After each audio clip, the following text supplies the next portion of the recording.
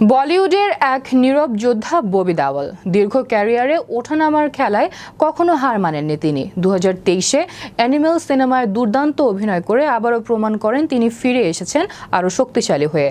কিন্তু এবার আলোচনার কেন্দ্রে নতুন তথ্য। কি সেই তথ্য? বিস্তারিত থাকছে ডেস্ক রিপোর্টে। বলিউডের এক নীরব যোদ্ধা ববি দেওল দীর্ঘ ক্যারিয়ারে ওঠানামার খেলায় কখনো হার মানেননি তিনি। 2023 সালে অ্যানিমেল সিনেমায় দুর্দান্ত অভিনয় করার আবারও প্রমাণ করেন তিনি ফিরে এসেছেন আরও শক্তিশালী হয়ে। কিন্তু এবার আলোচনার কেন্দ্রে নতুন এক তথ্য।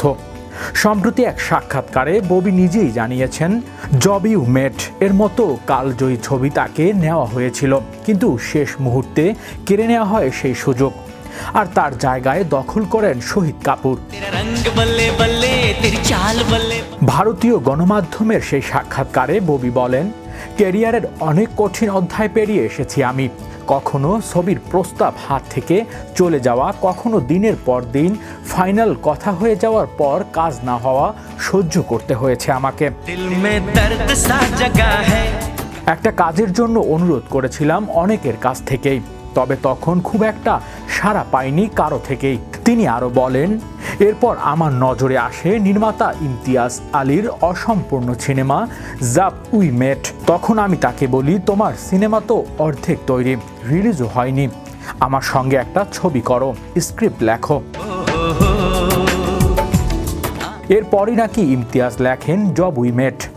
ববি নিজেই উদ্যোগ নিয়ে ছবিটির জন্য প্রযোজক খুঁজতে থাকেন। প্রথম প্রযোজক সংস্থা এই ছবি করতে রাজি ছিলেন না, পরে তারা কারিনা কাপুরের কাস্ট করতে চান।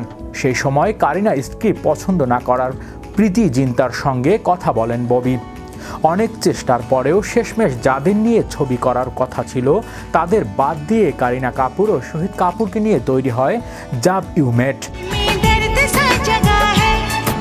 এ বিষয়ে অভিনেতা বলেন, আমি যে প্রযোজকের কাছে ইমতিয়াজকে নিয়ে গিয়েছিলাম সেই পরে ওকে নিয়ে ছবি করলো, কিন্তু আমাকেই এক প্রকার লাথি মেরে সিনেমা থেকে বের করে দিল। পরে শহীদ আর কারিনাকে নিয়ে চলচ্চিত্রটি নির্মাণ হয়।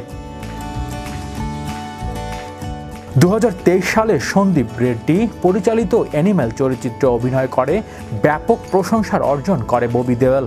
সিনেমাটিতে তার পাশাপাশি অভিনয় করে অনিল কাপুর, রণবীর কাপুর, রাশমিকা মান্দানা, তৃপ্তি দ্বিবেদীর সহ আরও অনেকে।